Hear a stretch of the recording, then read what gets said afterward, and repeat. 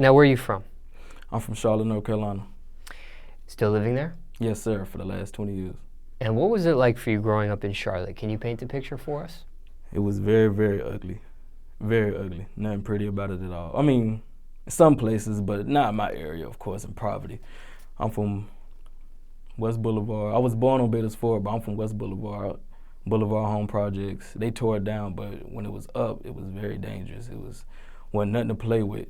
People shooting broad daylight, kids outside playing, grandmas on their porch, you know, it's nothing. It was nothing to play with at all.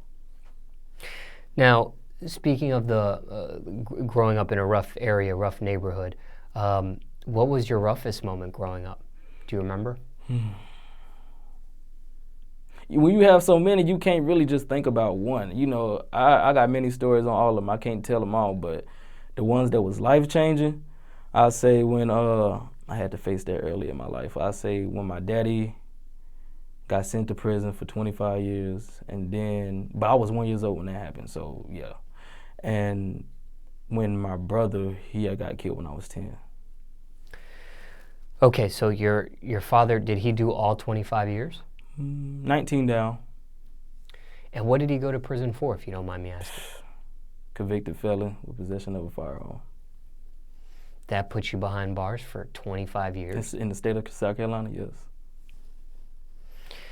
Now, growing up while your father was incarcerated, what was that like? Were you visiting him? Were you visiting him often? Were you communicating with him? Couldn't visit often because he was traveling everywhere. First they sent him to California, then they sent him to Virginia. Then when they sent him down to South Carolina, that's when we could visit him. You know, like I said, we stand in poverty. We couldn't make them type of trips to go see him. Ah, yeah, that makes sense. Yes. What was it like when you first time seeing him in the free world, free society? The only time I actually could see him in free society was when he was holding me when I was a baby, and that's something I really can't remember. And that's crazy because I was probably like 1 year old, probably not even one. But he's been out since then, right? He's not. He's still locked up? Still locked up. 19 down. He got like. Oh, yes. Okay. Yes, but the thing is, he's supposed to be. I don't know what's going on. He sent his appeal, his sentence reduction in January. So we looking. Okay, see, when we were doing this interview, I thought when you said 19 down, I didn't know he was doing 19 of the 25. I thought he came home at 19 out of the 25. Wow, they're trying to really make sure he does his whole 25. Yeah, and that's crazy because it's people who done got sentenced to life or whatever, 30-some years, and they already out because of the Obama second chance law, and he's still in there. So when you do see him, is it behind glass? Are you able to at least? Yeah, we able to touch and stuff. Okay, yeah. Okay. So having a relationship with somebody that's incarcerated, what's that like for you? Do you still have a strong connection with him, or because he's in prison behind bars? I do, but then again, it's not like how I was when I was younger, when I was a little boy, and I really needed and I really wanted to see my dad and really wanted to be next to my dad. It's nothing like that no more. I still love him to death though, but it's nothing like that no more. Did you have another male figure in your life? My brother, but he passed away. Now let's talk about that. How did he pass? That's a deep topic to touch on, but I'll touch on it anyway. He got killed. He got killed trying to do some hot boy shit, basically. And he went out there by himself. He had a group of people with him, but he decided to go out there by himself, and it didn't go the way that he planned. So street-related stuff. Very street. Now, obviously, getting killed can surprise anybody, but when people are doing hot boy stuff or street stuff, is it surprising that he got killed? Well, unfortunately for me to say this, you get what I'm saying. It's not surprising. It wasn't surprising at all. But at the same time, it just was surprising that it hit that close to home. Yeah, that's what it was, because it's just like, some people would never know the feeling of seeing someone probably 45 minutes to an hour before they get killed, and doing a thing that you love as well. Did you, were you on good terms when he had gotten killed? I know. I wish I would have had some better last words to say to him though. But I remember the last thing that I seen him doing. You know, I'm saying because, you know, you guys are brothers. Sometimes brothers fight. Sometimes brothers argue. Yeah. Sometimes you might argue or fight right before somebody goes out the door, and that can be the last time you see somebody. Yeah, man. But this is not Boys in the Hood, man. This is not Ricky and Doughboy, man. This is my heart, man. How did you hear about him passing? Do you remember? Yes. I had woke up to my sister crying, and I was wondering what was going on. And my mama, she had told me there's a possibility J-Bo could be dead. I see. Yeah, and I couldn't believe it at first. It was just something that couldn't be believed until probably the day was over, you know, that type of thing, until the news showed it. And once the news showed it, was just sunk in like, damn. What do you miss the most about your brother? His spirit, his smile, you know. What's your favorite memory of him?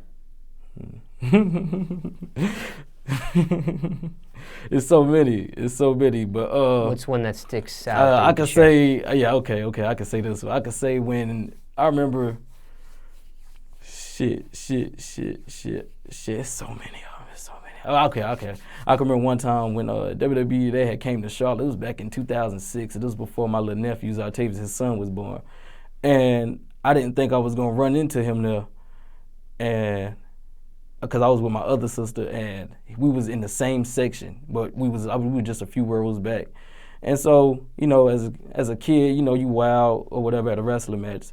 And then so I'm walking down the stairs, I see him, I look over, and he like, Malik. And I see him, and he just over there smiling and shit. So I just went over there with them and just chilled, man. Just chilled.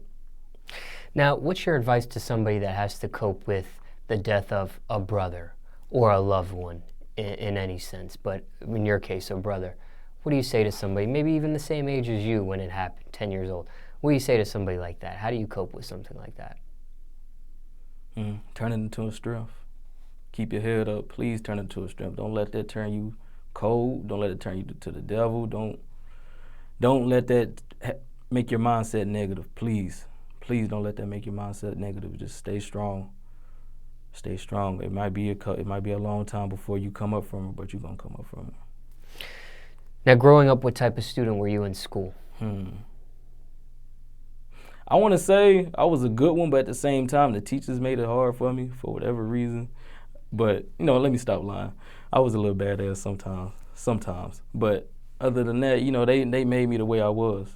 It was just to the point where I was an AB honor roll student to an F student, then back to an AB honor roll student. Rapping in school?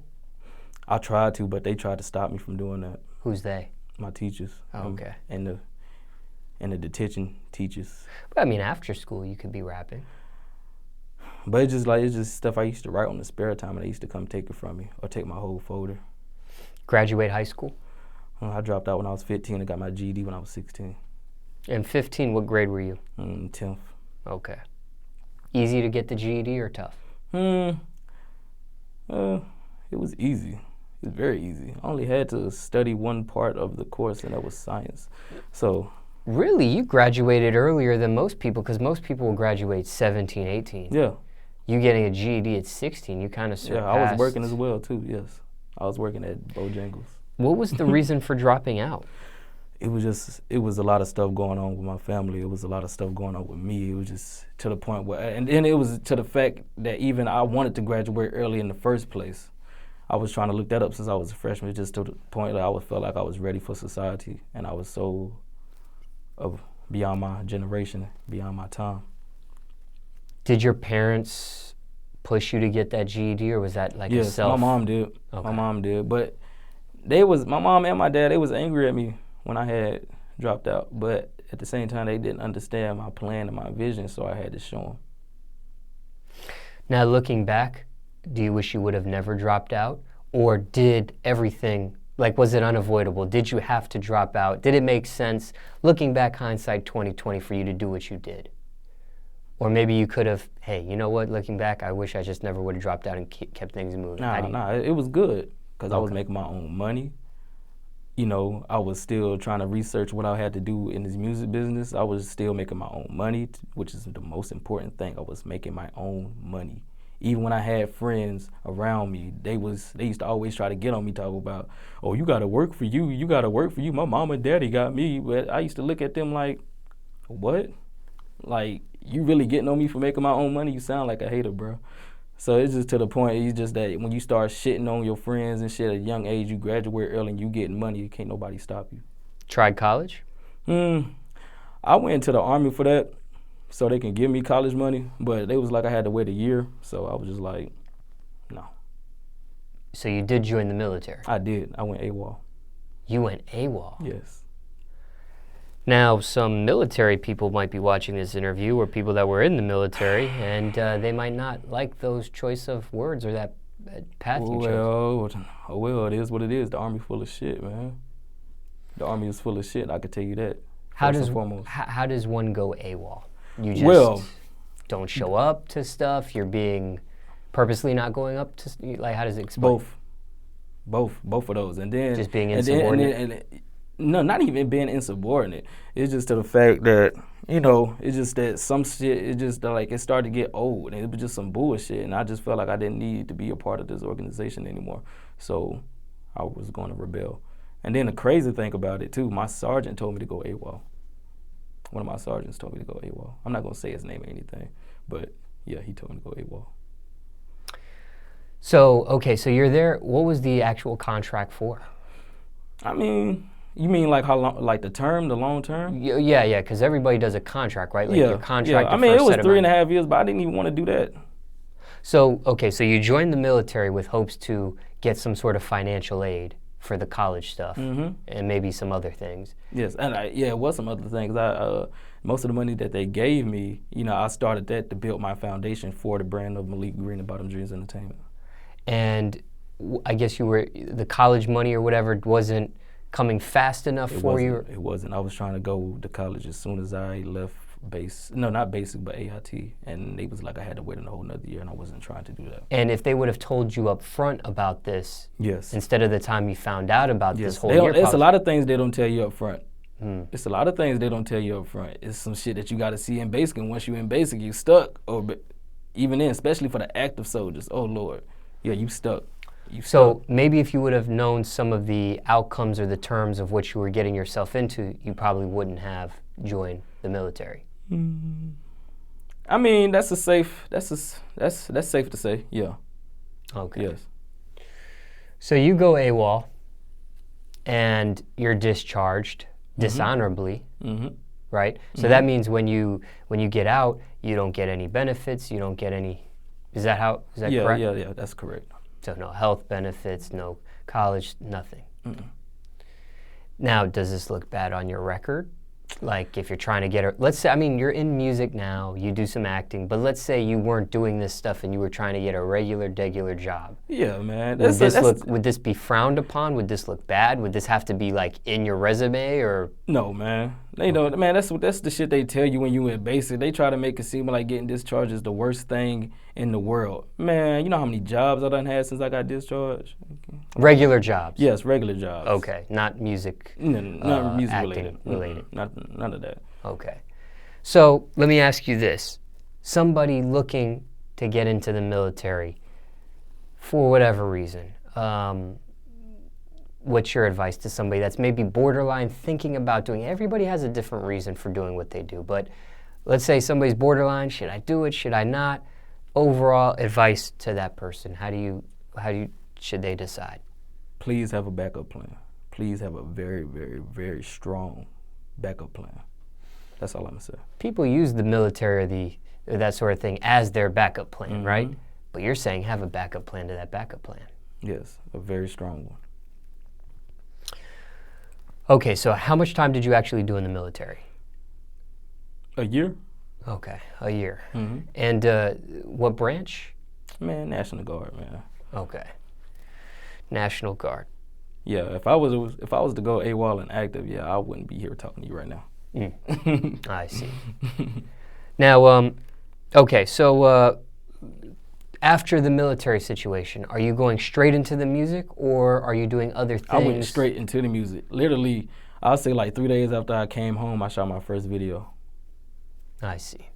Were you actually rapping and stuff while you were in the military for that year?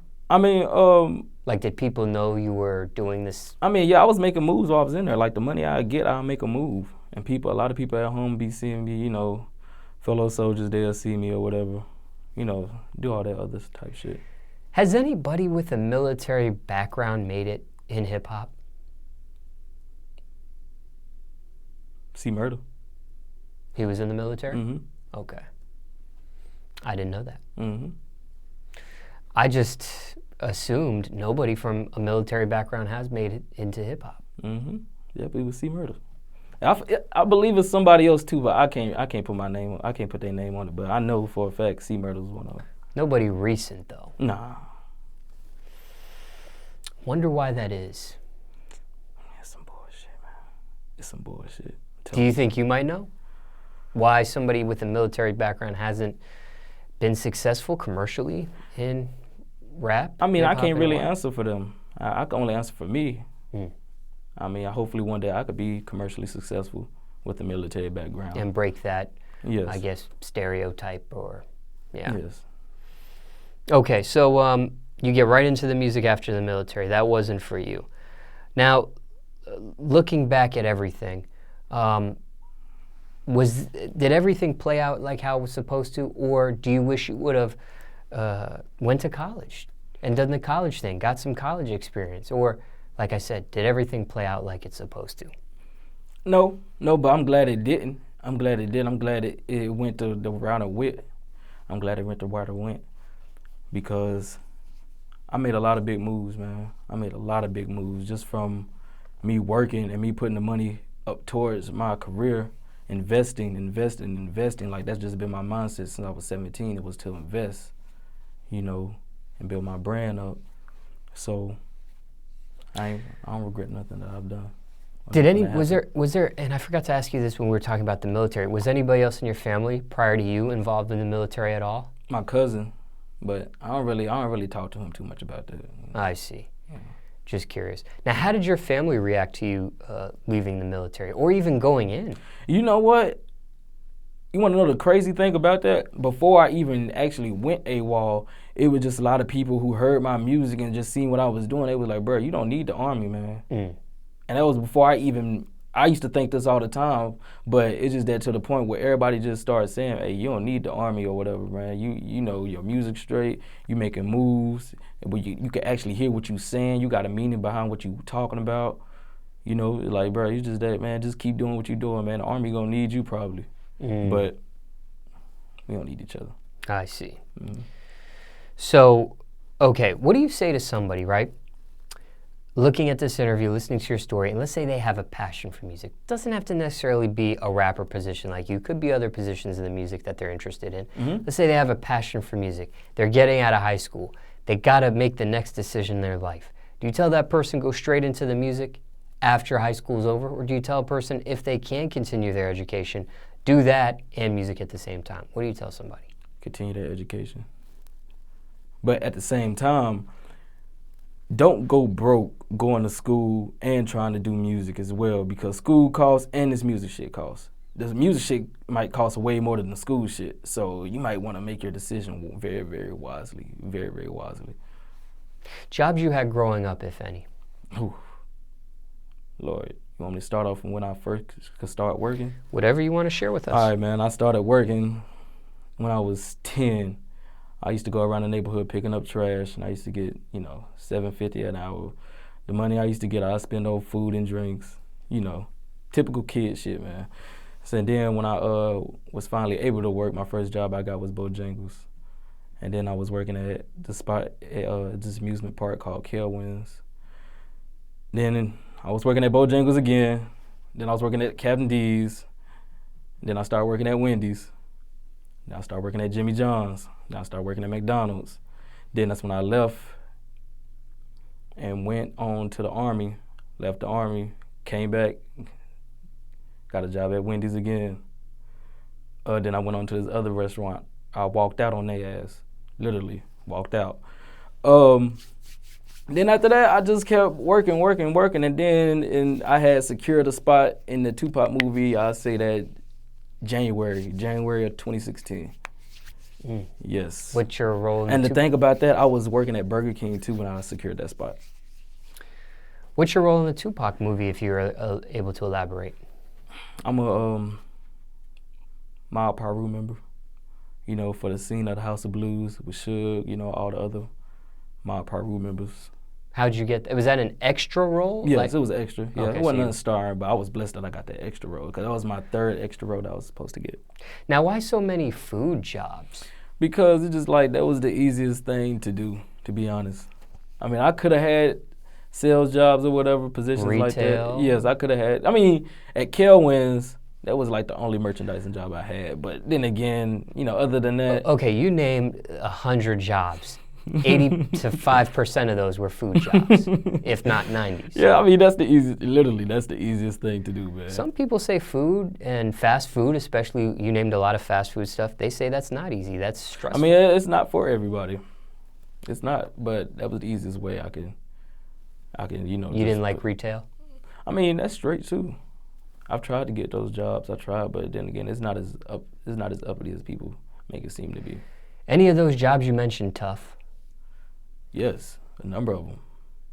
Which ones? I say Bojangles, Captain D's, that Mexican restaurant I walked out of. Why are these jobs tough?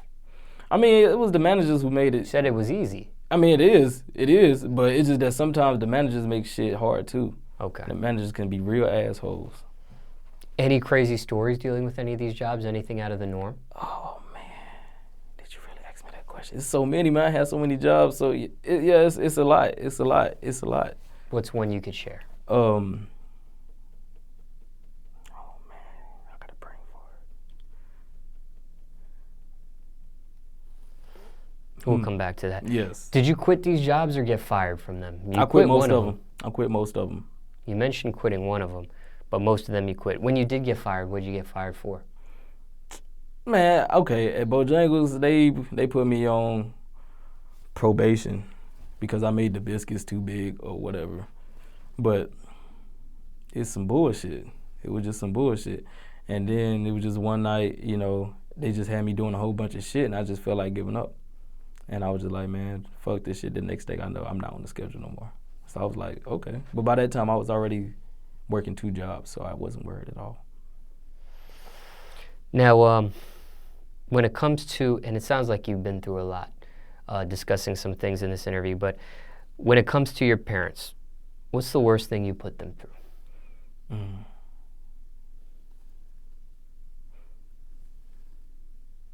I'll say when I dropped out of school. My mama, she full blown started crying because it's just the fact that I was the last one in my family that they thought that they had hope for. Nobody else in my family had graduated, and I was the last one. And she thought I was gonna follow everybody else, but that wasn't the case. It was just the fact that I wanted to do it my way, and I just wanted to hurry up and get up out of there. And I showed her by that next summer. You mentioned a brother in this interview. Any other siblings? I got 4 sisters. Well, really 5.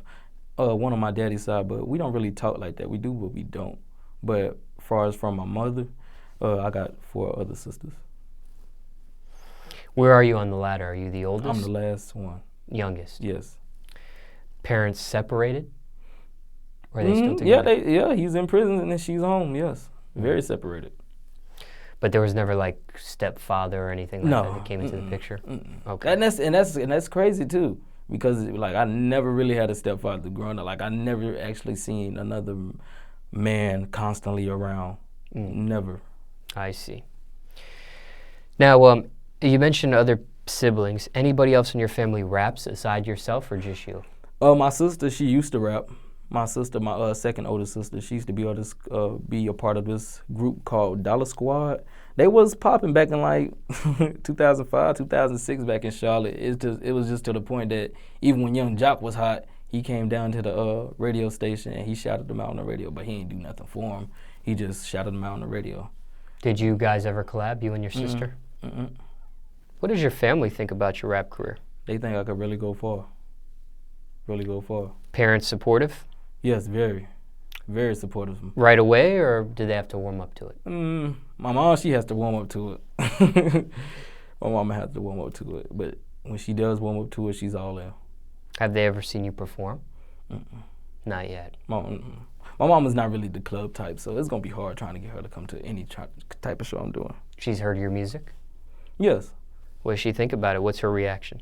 I mean, she loves it for the most part. I mean, she'll keep it a band with me, say if it's whack or something like that, or if I need to change that or whatever, and I'll listen. Cursing bother her? She does it all the time.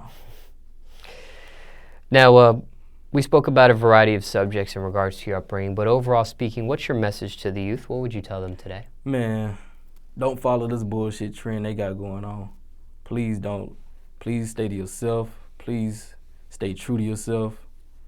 Rise up from the bullshit you got going on in your life. Better days will come. Whoever they got, I'm not even gonna say no names because, I'm not trying to blow up off nobody else's name, but these people right now in the game, they lead you on to some bullshit.